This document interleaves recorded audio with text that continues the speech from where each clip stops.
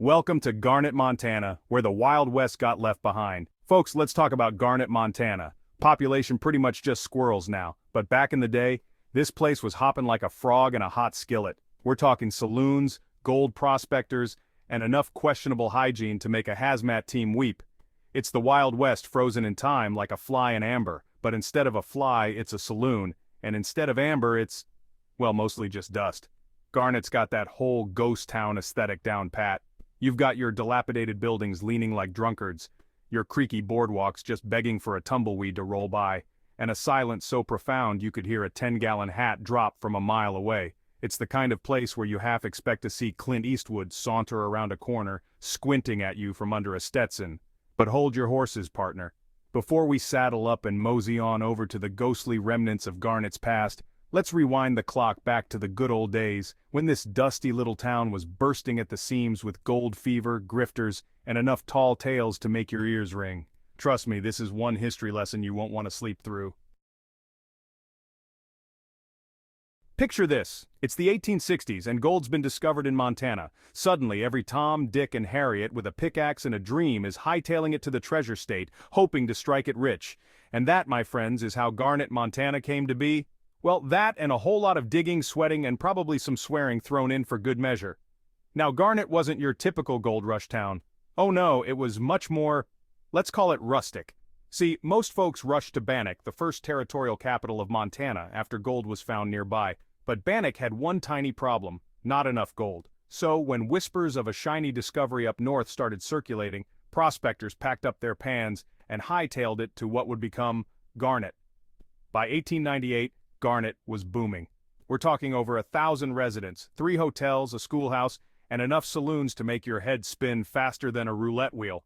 They even had a newspaper, the Garnet Gazette, which I'm guessing was chock full of hard-hitting journalism like local prospector finds nugget bigger than thumb and saloon brawl ends in draw, and several black eyes.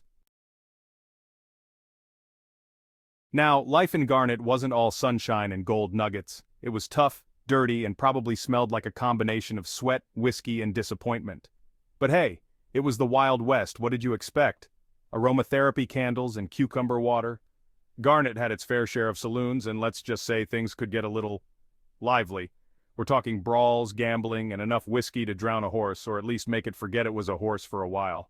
One particularly notorious establishment was Kelly's Saloon, which, legend has it, was so rowdy that the owner installed iron shutters to keep things from, spilling out into the street.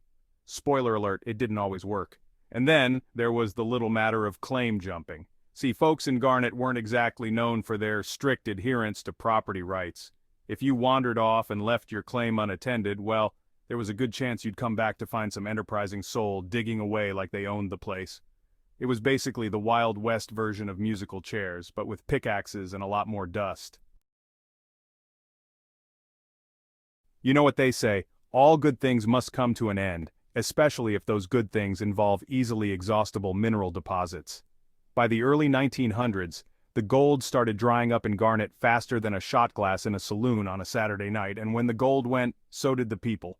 It was like everyone collectively decided to take their pickaxes and dreams elsewhere.